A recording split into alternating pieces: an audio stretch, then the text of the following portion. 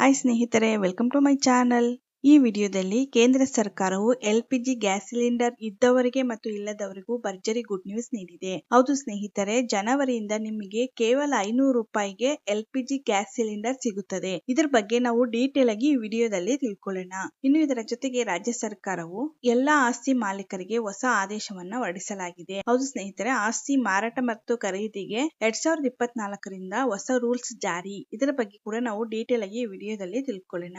ಇನ್ನು ಇದರ ಜೊತೆಗೆ ರಾಜ್ಯ ಸರ್ಕಾರದ ಗ್ಯಾರಂಟಿ ಸ್ಕೀಮ್ಗಳಾಗಿರುವಂತಹ ಗೃಹಲಕ್ಷ್ಮಿ ಮತ್ತು ಅನ್ನಭಾಗ್ಯ ಯೋಜನೆ ಮೂಲಕ ಈ ತಿಂಗಳ ಅಮೌಂಟ್ ಯಾವಾಗ ನಿಮ್ಮ ಅಕೌಂಟ್ಗೆ ಆಡ್ ಆಗುತ್ತೆ, ಇನ್ನು ಯಾರಿಗೆಲ್ಲ ಅಮೌಂಟ್ ಅವರ ಅಕೌಂಟ್ಗೆ ಆಡ್ ಆಗಿಲ್ಲ ಎಂಬುದರ ಬಗ್ಗೆ ಡೀಟೇಲ್ ಆಗಿ ನಾವು ಈ ವಿಡಿಯೋದಲ್ಲಿ ತಿಳ್ಕೊಳ್ಳೋಣ. ಅದಕ್ಕೂ ಮುಂಚಿತವಾಗಿ ನೀವು ಇನ್ನೂ ನಮ್ಮ ಚಾನೆಲ್ಗೆ ಸಬ್ಸ್ಕ್ರೈಬ್ ಆಗಿಲ್ಲವೆಂದರೆ ಈಗಲೇ ಸಬ್ಸ್ಕ್ರೈಬ್ ಆಗಬಹುದಲ್ವಾ? ನೀವು ಇನ್ನೂ ವಿಡಿಯೋಗೆ ಲೈಕ್ ಮಾಡಿಲ್ಲವೆಂದರೆ ಈಗಲೇ ಲೈಕ್ ಮಾಡಿ ಮತ್ತು ವಿಡಿಯೋನ ಸ್ಕಿಪ್ ಮಾಡದೆ ಕೊನೆಯವರೆಗೂ ನೋಡಿ. ಇತ್ತೀಚಿನ ದಿನಗಳಲ್ಲಿ ಆಸ್ತಿ ಖರೀದಿ, ಮಾರಾಟ ಹಾಗೂ ನೋಂದಣಿ ವಿಚಾರದಲ್ಲಿ ವಂಚನೆ ಪ್ರಕರಣಗಳು ಜಾಸ್ತಿಯಾಗುತ್ತಿದೆ. ದೇಶಾದ್ಯಂತ ಸಾಕಷ್ಟು ಕಡೆ ಸರ್ಕಾರಿ ಜಮೀನನ್ನು ಖಾಸಗಿ ಆಸ್ತಿ ಎಂದು ಸುಳ್ಳು ದಾಖಲೆಗಳನ್ನು ನೀಡಿ ಆಸ್ತಿ ಮಾರಾಟ ಮಾಡುವವರ ಸಂಖ್ಯೆ ಹೆಚ್ಚಾಗುತ್ತಿದೆ. ಬಯೋಮೆಟ್ರಿಕ್ ಮಾದರಿಯಲ್ಲಿಯೂ ಕೂಡ ಆಸ್ತಿ ವಂಚನೆ ನಡೆಯುತ್ತಿರುವುದು ಸರ್ಕಾರದ ಗಮನಕ್ಕೆ ಬಂದಿದೆ. ಆಸ್ತಿ ಮಾರಾಟ ಹಾಗೂ ನೋಂದಣಿ ವಿಚಾರಕ್ಕೆ ಸಂಬಂಧಪಟ್ಟ ಹಾಗೆ ಯಾವುದೇ ರೀತಿಯ ವಂಚನೆ ನಡೆಯಬಾರದು ಎನ್ನುವ ಕಾರಣಕ್ಕೆ ಕೇಂದ್ರ ಸರ್ಕಾರ ಆಸ್ತಿ ನಿಯಮಗಳನ್ನು ಬದಲಾಯಿಸಿದೆ. ಇನ್ಮುಂದೆ ಆಸ್ತಿ ನೋಂದಣಿ ಸುಲಭವಾದರೂ ಕೂಡ ನೋಂದಣಿ ಮಾಡಿಕೊಳ್ಳುವಾಗ ಕೆಲವು ನಿಯಮಗಳನ್ನು ಪಾಲಿಸಬೇಕು. ಯಾವುದೇ ದಾಖಲೆ ಸರಿಯಿಲ್ಲ ಎಂದು ತಿಳಿದ ಹಂತದಲ್ಲಿ ಆಸ್ತಿ ರಿಜಿಸ್ಟ್ರೇಷನ್ ಮಾಡಿಕೊಳ್ಳಬಾರದು ಎಂದು ಸರ್ಕಾರ ಎಚ್ಚರಿಕೆ ನೀಡಿದೆ. ದೆಹಲಿಯಲ್ಲಿ ಆಸ್ತಿ ನೋಂದಣಿ. ಇತ್ತೀಚೆಗೆ ರಾಜಧಾನಿ ದೆಹಲಿಯಲ್ಲಿಯೂ ಕೂಡ ಆಸ್ತಿ ನೋಂದಣಿಗೆ ಸಂಬಂಧಪಟ್ಟ ಹಾಗೆ ವಂಚನೆ ಪ್ರಕರಣಗಳು ಬೆಳಕಿಗೆ ಬರುತ್ತಿವೆ. ಈ ಹಿನ್ನೆಲೆಯಲ್ಲಿ ಅರ್ಜಿ ನೋಂದಣಿ ನಿಯಮದಲ್ಲಿ ಸಾಕಷ್ಟು ಬದಲಾವಣೆಗಳನ್ನು ತರಲಾಗಿದೆ. ದೆಹಲಿಯ ಯಾವುದೇ ಭಾಗದಲ್ಲಿ ಆಸ್ತಿ ನೋಂದಣಿಗೆ ಅವಕಾಶ. ಸಾಮಾನ್ಯವಾಗಿ ಆಸ್ತಿ ನೋಂದಣಿ ಎಂದರೆ ಸಬ್ ರಿಜಿಸ್ಟ್ರಾರ್ ಕಚೇರಿಗೆ ಹೋಗಿ ಮಾಡಿಸಬೇಕು. ನೀವು ಯಾವ ಸಬ್ ರಿಜಿಸ್ಟ್ರಾರ್ ಕಚೇರಿ ವ್ಯಾಪ್ತಿಯಲ್ಲಿ ಬರುತ್ತೀರೋ ಅದೇ ಕಚೇರಿಯಲ್ಲಿ ಆಸ್ತಿ ನೋಂದಣಿ ಮಾಡಿಕೊಳ್ಳಬೇಕಿತ್ತು. ಇದಕ್ಕಾಗಿ ಹಲವು ಸಲ ಹೆಚ್ಚು ಸಮಯ ಕಾಯಬೇಕಿತ್ತು. ಜೊತೆಗೆ ಬಡವರು ಸ್ಥಳದಿಂದ ಸ್ಥಳಕ್ಕೆ ಪ್ರಯಾಣ ಮಾಡುವುದು ಕೂಡ ಕಷ್ಟವಾಗುತ್ತಿತ್ತು. ಆದರೆ ಈಗ ಈ ನಿಯಮಗಳನ್ನು ಬದಲಾಯಿಸಲಾಗಿದ್ದು ದೆಹಲಿಯಲ್ಲಿ ಇರುವ ಯಾವುದೇ ಸಬ್ ರಿಜಿಸ್ಟ್ರಾರ್ ಕಚೇರಿಯಲ್ಲಿ ನೋಂದಣಿ ಮಾಡಿಕೊಳ್ಳಬಹುದಾಗಿದೆ. ಇದಕ್ಕಾಗಿ ಆನ್ಲೈನ್ನಲ್ಲಿ ಮೊದಲಿಗೆ ಅಪಾಯಿಂಟ್ಮೆಂಟ್ ಬುಕ್ ಮಾಡಿಕೊಳ್ಳಬೇಕು. ನಂತರ ಹತ್ತಿರದ ಸಬ್ ರಿಜಿಸ್ಟ್ರಾರ್ ಕಚೇರಿಗೆ ಹೋಗಿ ಆಸ್ತಿ ನೋಂದಣಿ ಮಾಡಿಕೊಳ್ಳಬಹುದಾಗಿದೆ. ರಾಜಧಾನಿ ದೆಹಲಿಯಲ್ಲಿ ಮಾತ್ರವಲ್ಲದೆ ಇಡೀ ದೇಶಾದ್ಯಂತ ಈ ಹೊಸ ನಿಯಮ ಜಾರಿಗೆ ಬರಲಿದೆ. ಹಾಗಾಗಿ ರಾಜ್ಯದಲ್ಲಿಯೂ ಕೂಡ ಜನರು ಆಸ್ತಿ ನೋಂದಣಿಗಾಗಿ ಇನ್ಮುಂದೆ ಅಷ್ಟು ಕಷ್ಟಪಡಬೇಕಾಗಿಲ್ಲ. ರಾಜ್ಯದಲ್ಲಿ ಆಸ್ತಿ ನಿಯಮಗಳಲ್ಲಿ ಸಾಕಷ್ಟು ಬದಲಾವಣೆ ತಂದ ಸರ್ಕಾರ. ಇತ್ತೀಚಿನ ದಿನಗಳಲ್ಲಿ ಭೂಮಿಯ ಮಾರಾಟ ಮತ್ತು ಖರೀದಿ ದಿನದಿಂದ ದಿನಕ್ಕೆ ಜಾಸ್ತಿಯಾಗುತ್ತಿದೆ.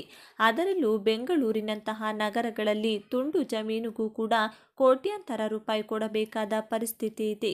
ಆಸ್ತಿ ನೋಂದಣಿ ಮಾಡುವ ಪ್ರಕ್ರಿಯೆ ಮೊದಲಿಗಿಂತಲೂ 50% ಹೆಚ್ಚಾಗಿದ್ದು ಜನರು ತುರ್ತಾಗಿ ಆಸ್ತಿ ನೋಂದಣಿ ಮಾಡಿಸಿಕೊಳ್ಳಲು ರಿಜಿಸ್ಟ್ರಾರ್ ಕಚೇರಿಯಲ್ಲಿ ತುಂಬಿ ತುಳುಕುತ್ತಿದ್ದಾರೆ. ಇದೇ ಕಾರಣಕ್ಕೆ ಸಬ್ ರಿಜಿಸ್ಟ್ರಾರ್ ಕಚೇರಿಯಲ್ಲಿ ಚುರುಕಿನ ನೋಂದಣಿ ಕೆಲಸ ನಡೆಸುವ ಸಲುವಾಗಿ ಮುದ್ರಾಂಕ ಶುಲ್ಕವನ್ನು ಹೆಚ್ಚಿಸಲಾಗಿದೆ. ಇದರಿಂದ ಸರ್ಕಾರಿ ಯೋಜನೆಗಳಿಗೆ ಈ ಹಣವನ್ನು ಬಳಸಿಕೊಳ್ಳಲಾಗುತ್ತದೆ. ಮೊದಲಿಗಿಂತಲೂ ಅರ್ಧದಷ್ಟು ಮುದ್ರಾಂಕ ಶುಲ್ಕ ಹೆಚ್ಚುವರಿಯಾಗಿ ಪಾವತಿ ಮಾಡಬೇಕಾಗುತ್ತದೆ. ಕೇಂದ್ರ ಸರ್ಕಾರದ ಪ್ರಧಾನಮಂತ್ರಿ ಉಜ್ವಲ ಯೋಜನೆ ಅಡಿಯಲ್ಲಿ ಬಡವರಿಗಾಗಿ ಉಚಿತವಾಗಿ ಸಿಲಿಂಡರ್ ನೀಡಲಾಗಿದೆ. ಒಂದು ಸಿಲಿಂಡರ್, ಒಂದು ಗ್ಯಾಸ್ ಸ್ಟವ್, ಒಂದು ರೆಗ್ಯುಲೇಟರ್ ಸಹ ಉಚಿತವಾಗಿ ನೀಡಲಾಗಿದೆ. ಇದರ ಜೊತೆ ಗ್ಯಾಸ್ ಖಾಲಿಯಾದ ನಂತರ ಪಡೆಯುವ ಸಿಲಿಂಡರ್ಗೆ ಸಬ್ಸಿಡಿ ಸಹ ನೀಡಲಾಗುತ್ತದೆ. ಇದುವರೆಗೆ ಫಲಾನುಭವಿಗಳಿಗೆ 200 ರೂಪಾಯಿ ಸಬ್ಸಿಡಿ ನೀಡಲಾಗುತ್ತಿತ್ತು. ಇನ್ಮುಂದೆ 400 ರೂಪಾಯಿ ಸಬ್ಸಿಡಿ ಸಿಗಲಿದೆ. ಇದೀಗ ಒಂದು ಸಿಲಿಂಡರ್ ದರ 900 ರೂಪಾಯಿ ಇದ್ದು 400 ರೂಪಾಯಿ ಸಬ್ಸಿಡಿ ದೊರೆತರೆ ನಿಮಗೆ 500 ರೂಪಾಯಿನಲ್ಲಿ ಸಿಲಿಂಡರ್ ದೊರೆತಂತೆ ಆಗುತ್ತದೆ. ಈ ರೀತಿ 500 ರೂಪಾಯಿಗೆ ಸಿಲಿಂಡರ್ ಪಡೆದುಕೊಳ್ಬೇಕು ಎಂದಾದರೆ ನೀವು ಈಗ ನಾವು ಹೇಳುವ ಕೆಲಸ ಮಾಡಿಸಬೇಕು. ಇಲ್ಲವಾದಲ್ಲಿ ನಿಮಗೆ ಸಬ್ಸಿಡಿ ಸಿಗುವುದಿಲ್ಲ. ಈ ಕೆಲಸವನ್ನು ನೀವು ಈ ತಿಂಗಳ ಅಂತ್ಯದೊಳಗೆ ಮಾಡಿಸಿಕೊಳ್ಳುವುದು ಅನಿವಾರ್ಯವಾಗಿದೆ. KYC ಮಾಡಿಸಿಕೊಳ್ಳಿ. ನೀವು ಯಾವ ಸಿಲಿಂಡರ್ ಏಜೆನ್ಸಿಯಿಂದ ಕನೆಕ್ಷನ್ ಪಡೆದುಕೊಂಡಿದ್ದೀರೋ ಅಲ್ಲಿಗೆ ತೆರಳಿ ನೀವು KYC ಮಾಡಿಸಬೇಕಾಗುತ್ತದೆ. ಯಾರು ಈ ತಿಂಗಳ ಅಂತ್ಯದೊಳಗೆ KYC ಮಾಡಿಸಿಕೊಳ್ಳುತ್ತಾರೋ ಅಂಥವರಿಗೆ ಮಾತ್ರ ಜನವರಿಯಿಂದ ಸಬ್ಸಿಡಿ ದೊರೆಯುತ್ತದೆ. ಇಲ್ಲವಾದಲ್ಲಿ ನೀವು ಪೂರ್ಣ ಪ್ರಮಾಣದ ಹಣ ಪಾವತಿ ಮಾಡಬೇಕಾಗುತ್ತದೆ. ಒಂದು ವೇಳೆ ನೀವು KYC ಮಾಡಿಸಿದಲ್ಲಿ ನೀವು ಸಿಲಿಂಡರ್ ಪಡೆದುಕೊಂಡ ತಕ್ಷಣ ನಿಮ್ಮ ಖಾತೆಗೆ 400 ರೂಪಾಯಿ ಜಮಾ ಆಗುತ್ತದೆ. ಈ ಮೂಲಕ ನೀವು 500 ರೂಪಾಯಿಗಳಿಗೆ ಸಿಲಿಂಡರ್ ಪಡೆದುಕೊಳ್ಳಬಹುದು. ಈ ಯೋಜನೆಯು ಜನವರಿಯಿಂದ ಅನ್ವಯವಾಗಲಿದೆ. ನೀವು BPL ಕಾರ್ಡ್ ಹೊಂದಿದವರಾಗಿದ್ದು ಇದುವರೆಗೆ ಪ್ರಧಾನಮಂತ್ರಿ ಉಜ್ವಲ ಯೋಜನೆ ಅಡಿಯಲ್ಲಿ ಗ್ಯಾಸ್ ಪಡೆದುಕೊಳ್ಳದೇ ಇದ್ದಲ್ಲಿ ನೀವು ಈಗಲೇ ಅರ್ಜಿ ಸಲ್ಲಿಸಬಹುದು. ಅದಕ್ಕಾಗಿ ನೀವು ಈ ಕೆಳಗೆ ನಾವು ತಿಳಿಸಿದಂತೆ ಮಾಡಬೇಕು. ಅರ್ಜಿ ಸಲ್ಲಿಸಲು ಬೇಕಾಗಿರುವ ಅರ್ಹತೆಗಳು: 18 ವರ್ಷ ಮೇಲ್ಪಟ್ಟ ಮಹಿಳೆಯರು ಮಾತ್ರ ಅರ್ಜಿ ಸಲ್ಲಿಸಬೇಕು. ಕುಟುಂಬದ ಯಾರ ಹೆಸರಿನಲ್ಲೂ ಈಗಾಗಲೇ LPG ಸಿಲಿಂಡರ್ ಪಡೆದುಕೊಂಡಿರಬಾರದು. SC ST, ಅತ್ಯಂತ ಹಿಂದುಳಿದ ವರ್ಗಗಳ ಜನರು, ಅಂತ್ಯೋದಯ ಅನ್ನ ಯೋಜನೆ, TXT, ಗಾರ್ಡನ್ ಬುಡಕಟ್ಟು ಜನರು, ಅರಣ್ಯವಾಸಿಗಳು ಹೀಗೆ ಮುಂತಾದ ಯಾವುದೇ ವರ್ಗದ ಮಹಿಳೆಯರು ಅರ್ಜಿ ಸಲ್ಲಿಸಬಹುದು. ಬೇಕಾಗುವ ದಾಖಲೆಗಳು: ಅರ್ಜಿದಾರರ ಗುರುತಿನ ಪುರಾವೆ, ವಿಳಾಸದ ಪುರಾವೆ, ಆಧಾರ್ ಕಾರ್ಡ್, BPL ಪಡಿತರ ಚೀಟಿ, ಬ್ಯಾಂಕ್ ಪಾಸ್ಬುಕ್ ನಕಲು, ಮೊಬೈಲ್ ಸಂಖ್ಯೆ, KYC. ನೀವು ಈ ದಾಖಲೆಗಳನ್ನು ತೆಗೆದುಕೊಂಡು ನಿಮ್ಮ ಸಮೀಪದ ಏಜೆನ್ಸಿಗೆ ತೆರಳಿ ಅರ್ಜಿಯನ್ನು ಸಲ್ಲಿಸಬಹುದು. ಇಲ್ಲವೇ ಆನ್ಲೈನ್ ಮೂಲಕವೂ ಅರ್ಜಿ ಸಲ್ಲಿಸಬಹುದಾಗಿದೆ. ಸರ್ಕಾರದ ಮಹತ್ವಾಕಾಂಕ್ಷಿ ಯೋಜನೆಗಳಾದ ಗೃಹಲಕ್ಷ್ಮಿ ಯೋಜನೆ ಹಾಗೂ ಅನ್ನಭಾಗ್ಯ ಯೋಜನೆಗಳು ಬಹುತೇಕ ಯಶಸ್ವಿಯಾಗಿವೆ ಎಂದು ಹೇಳಬಹುದು. ಅತಿ ಹೆಚ್ಚು ಅನುದಾನ ಪಡೆದುಕೊಂಡಿರುವ ಗೃಹಲಕ್ಷ್ಮಿ ಯೋಜನೆಯ 2,000 ರೂಪಾಯಿ ಪ್ರಯೋಜನವನ್ನು ರಾಜ್ಯದ ಕೋಟ್ಯಾಂತರ ಮಹಿಳೆಯರು ಪಡೆದುಕೊಳ್ಳುತ್ತಿದ್ದಾರೆ. ಗೃಹಲಕ್ಷ್ಮಿ ಯೋಜನೆಯ ಹಣ ಬಿಡುಗಡೆ: ಈಗಾಗಲೇ 3 ಕಂತಿನ ಆಧಾರದ ಮೇಲೆ 2,000 ರೂಪಾಯಿಗಳಂತೆ ಮಹಿಳೆಯರ ಖಾತೆಗೆ ವರ್ಗಾವಣೆ ಮಾಡಲಾಗಿದೆ. ಸರ್ಕಾರ ತಿಳಿಸಿರುವಂತೆ ಈವರೆಗೆ ಬಹುತೇಕ 80%ಗಿಂತ ಹೆಚ್ಚು ಮಹಿಳೆಯರ ಖಾತೆಗೆ ಹಣ ವರ್ಗಾವಣೆಯಾಗಿದೆ. ಇನ್ನು ಕೆಲವರ ಖಾತೆಗೆ ಮಾತ್ರ ಹಣ ವರ್ಗಾವಣೆ ಬಾಕಿ ಇದ್ದು ತಾಂತ್ರಿಕ ದೋಷಗಳು ಕೂಡ ಇದಕ್ಕೆ ಕಾರಣವಾಗಿದೆ. ಹಾಗಾಗಿ ಈ ಎಲ್ಲ ಸಮಸ್ಯೆಗಳನ್ನು ಪರಿಹರಿಸಿ ಡಿಸೆಂಬರ್ ತಿಂಗಳ ಅಂತ್ಯದ ಒಳಗೆ ಪೆಂಡಿಂಗ್ ಇರುವ ಹಣವನ್ನು ಕೂಡ ಸೇರಿಸಿ ಮಹಿಳೆಯರ ಖಾತೆಗೆ ಹಣ ವರ್ಗಾವಣೆ ಮಾಡಲಾಗುವುದು ಎಂದು ಮಹಿಳಾ ಮತ್ತು ಮಕ್ಕಳ ಕಲ್ಯಾಣ ಸಚಿವೆ ಲಕ್ಷ್ಮಿ ಹೆಬ್ಬಾಳ್ಕರ್ ಭರವಸೆ ನೀಡಿದ್ದಾರೆ. ಗೃಹಲಕ್ಷ್ಮಿ ಯೋಜನೆಯ 4ನೇ ಕಂತಿನ ಹಣ ಅಂದರೆ ಡಿಸೆಂಬರ್ ತಿಂಗಳಿನಲ್ಲಿ ಬಿಡುಗಡೆಯಾಗಬೇಕಿದ್ದ ಹಣ ಡಿಸೆಂಬರ್ 15ರಿಂದ 20ನೇ ತಾರೀಕಿನ ಒಳಗಡೆ ಬಿಡುಗಡೆಯಾಗುವ ಸಾಧ್ಯತೆ ಇದೆ.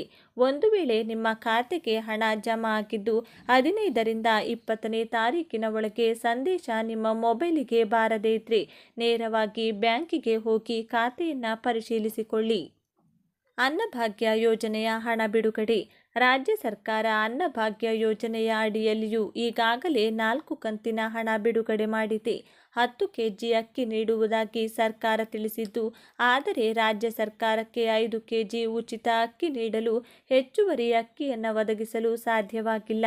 ಈ ಹಿನ್ನೆಲೆಯಲ್ಲಿ ಪ್ರತಿ ಕೆಜಿಗೆ 34 ರೂಪಾಯಿಗಳಂತೆ ಒಂದು ಕುಟುಂಬದ ಸದಸ್ಯರಿಗೆ 5 kg ಅಕ್ಕಿಗೆ 170 ರೂಪಾಯಿಗಳನ್ನು ನೇರವಾಗಿ ಅವರ ಖಾತೆಗೆ ಜಮಾ ಮಾಡಲಾಗುತ್ತಿದೆ.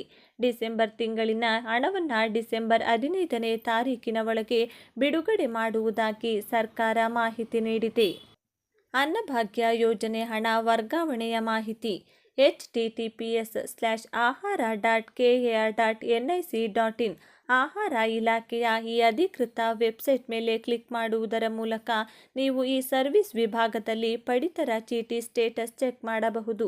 ನಿಮ್ಮ ಖಾತೆಗೆ ಹಣ ಬಂದಿದೆಯೋ ಇಲ್ಲವೋ ಎಂಬುದನ್ನು DBT ಸ್ಟೇಟಸ್ ಚೆಕ್ ಮಾಡಿದಾಗ ನಿಮಗೆ ತಿಳಿಯುತ್ತದೆ. ಪೇಮೆಂಟ್ ಪೆಂಡಿಂಗ್ ಇರುವ ಆಯ್ಕೆ ಕಾಣಿಸಿದರೆ ನಿಮ್ಮ ಖಾತೆಗೆ ಸದ್ಯದಲ್ಲಿಯೇ ಹಣ ಜಮಾ ಆಗಲಿದೆ ಎಂದು ಅರ್ಥ. ಇನ್ನೇನು ಸದ್ಯದಲ್ಲಿಯೇ ಬಿಡುಗಡೆ ಆಗಲಿರುವ ಡಿಸೆಂಬರ್ ತಿಂಗಳಿನ ಹಣ ನಿಮ್ಮ ಖಾತೆಗೆ ಜಮಾ ಆಗಿರುವ ಬಗ್ಗೆ ನೀವು DBT ಸ್ಟೇಟಸ್ ಮೂಲಕ ಹಾಗೂ DBT ಕರ್ನಾಟಕ ಎನ್ನುವ ಸರ್ಕಾರದ ಅಧಿಕೃತ ಮೊಬೈಲ್ ಅಪ್ಲಿಕೇಶನ್ ಮೂಲಕ ತಿಳಿದುಕೊಳ್ಳಬಹುದು.